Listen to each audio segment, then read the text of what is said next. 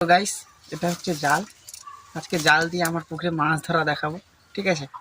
দেখতে থাকো। প্রথমে জালটাকে ভালো করে গুছিয়ে নিতে হবে, দিয়ে এইরকম করতে হবে। দেখাচ্ছি। তবে এইরকম করে জালটাকে ছাড়িয়ে নিতে হবে।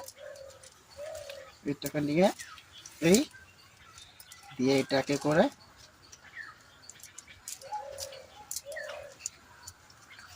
পিছিয়ে আসি, ভালো করে দেখা যাবে। এরকম করতে হবে, দিয়ে করতে হবে। দেখো, আয়।